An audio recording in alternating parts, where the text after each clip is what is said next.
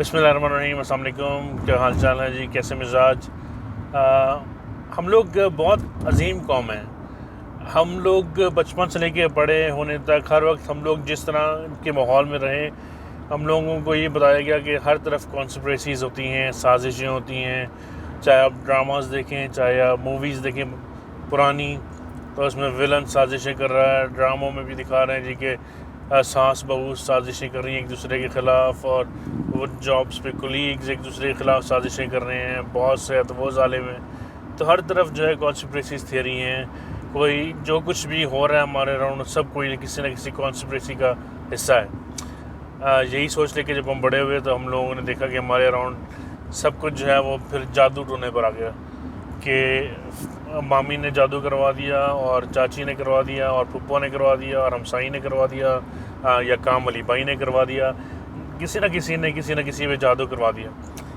اور بچہ اگر پڑھائی میں فیل ہو رہا ہے تو بھی جادو، بزنس ناکام ہو رہا ہے تو بھی جادو، رشتہ ہو نہیں رہا ہے تو بھی جادو، رشتہ ہو گیا ہے تو پھر بھی جادو۔ تو ہر چیز جو ہے وہ ہم نے پھر جادو کے نام پہ ڈال دی۔ اور پھر اس جادو کے ہوا یہ کہ بہت سارے بابے پھر آ گئے اور ان کا بزنس چمک گیا، اور ہماری بیچاری بھولی جو خواتین ہیں وہ ان کے چکروں میں پھنس کے بہت سارا پیسہ برباد کروا دیا انہوں نے۔ ہم لوگوں کو عقل سے کام لینا چاہیے کہ یار کیا ہو کیا رہا ہے یہ، اگر سب کچھ جادو کروا رہے ہیں، اور ایک بابا جی جو بیٹھا ہوئے ہیں جن کے پاس ہر قسم کا توڑ ہے۔ کبھی ان بابا جی سے جا کے پوچھیں کہ بھائی بابا جی آپ کی برادری اس وقت بڑی ٹینشن میں چل رہی ہے، آپ کے برادری کے لوگوں کو سریام کی ٹیم اور پولیس والے اور اس طرح کی اور 50,000 ٹیمیں پکڑی ہیں، تو کیا یہ آپ پہ کس نے جادو کروایا وہ پتہ کروائیں کہ آپ پہ بھی جادو ہوا ہوا ہے۔ یہ اس کا توڑ کون نکالے گا؟ وہ کوئی نہیں دیکھتا، لیکن بابا جی جو ہیں وہ آپ کو سب کچھ بتا دیں گے کہ جی کس نے جادو کرایا، تعویذ کس کے تکیے کے نیچے سے نکل کے، قالین کے نیچے سے گھس کے، اور کہاں پہنچ چکا ہوگا، اور کہاں کون سا پتلا دفن ہوا ہوگا، سب بابا جی آپ کو بتا دیں گے۔ مطلب کانسپریسی تو ہم لوگوں کے نس نس میں بسی ہوئی ہے کہ بھئی ہم لوگوں نے ہر چیز کا بلیم کسی نہ کسی کو تو دینا ہی ہے۔ اب آج کل کا کرونا کا جو سلسلہ چل رہا ہے، اب یہ ویڈیو بنانے کا ایک مقصد یہ ہے کہ میں نے ابھی کل پرسوں یہ 2-3 ویڈیوز دیکھی۔ ایک بہت بڑے عالم دین ہیں، ان کا میں نام نہیں بتاؤں گا، لیکن انہوں نے کہا کہ ان کی ویڈیو میں نے ابھی کل پرسوں دیکھی، انہوں نے کہا جی کہ یہ جو کورونا کی جو ویکسین آئے گی، یہ ویکسین جو ہے اس میں چپ ہوگی، اور جو کوئی بھی ویکسین کھائے گا تو وہ وہی کرے گا جو وہ لابی چاہے گی، اور جو لابی کہے گی ہاں تو وہ کہیں گے ہاں، اور جو لوگ وہ ویکسین استعمال کریں گے وہ لوگ اس لابی کا حصہ بن جائیں گے۔ اور ساتھ ساتھ یہ بھی ایک بات انہوں نے کہی بڑی انٹرسٹنگ، اور وہ یہ کہ جو لوگ کرونا سے انتقال کر گئے ہیں، تو وہ جو لابی جو ہے وہ فی ڈیڈ باڈی $5,000 پے کر رہی ہے۔ اب وہ کس کو پے کر رہی ہے؟ وہ پاکستانی گورنمنٹ کو $5,000 پے کر رہے ہیں ان ڈیڈ باڈیز کا جو کرونا سے بیچارے انتقال کر گئے ہیں۔ اب مجھے یہ کوئی سمجھ نہیں ہے، مجھے ہنسی بھی بہت ہے کہ یار یعنی کہ ہم سب سے بڑے چیمپئن ہیں دنیا کے، کہ ساری دنیا جو ہے وہ ہمارے پیچھے لگی ہوئی ہے، اور ہم جو ہیں وہ ہم کسی کے قابو نہیں آ رہے ہیں۔ وہی بات آ گئی کہ بھئی کرونا جو ہے، یہ کرونا کچھ نہیں ہے، یہ بس ایک مسلمانوں کی عبادت گاہیں بند کرانے کا تھا۔ ان لوگوں کی ایک لابی کا ایک کام تھا کہ مسلمانوں کی عبادت گاہیں بند کرا دیں۔ اور بھائی اب غور سے دیکھو تو صحیح، پوری دنیا کی عبادت گاہیں بند ہوئی ہیں، وہ کوئی نہیں کہہ رہے کہ بھئی مسلمانوں نے سازش کر کے ہماری عبادت گاہیں بند کرا دیں۔ نہیں، ہم سب سے پہلے چیمپئن ہیں کہ ہم آ کے کہیں گے کہ جی ہمیں بند کروایا ان لوگوں نے۔ اب دوسری چیز دیکھیں، اب وہ لابی $5,000 دے رہی ہے، مجھے سمجھ نہیں آ رہی وہ اگر یورپین ہے یا ویسٹرن لوگ کو لابی ہے اگر، تو سب سے زیادہ شرح اموات جو ہے وہ ڈیتھ ریٹ جو ہے وہ تو ان لوگوں کا ہے۔ مطلب امریکہ کی آج کی خبر کے حساب سے کہ ایسٹیمیٹڈ ڈیتھ جو ہیں اب by August it will be 145,000، یعنی کہ 1,45,000 لوگ جو ہیں وہ کورونا سے مر سکنے کا ان کا اللہ معاف کرے چانس ہے by the end of August. England کے بھی اوپر جا رہے ہیں، تو یورپین لوگوں کے تو آلریڈی یورپ میں، امریکہ میں، کینیڈا میں، ویسٹرن ممالک کے تو آلریڈی نمبرز ڈیتھ ریٹ جو ہے وہ بہت اوپر ہے۔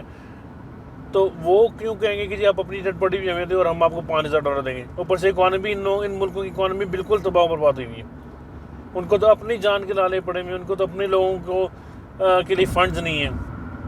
وہ کیسے کہیں گے کہ بھئی آپ ہمیں اپنی ڈیڈ باڈیز اور ہم آپ کو $5,000 دیں گے؟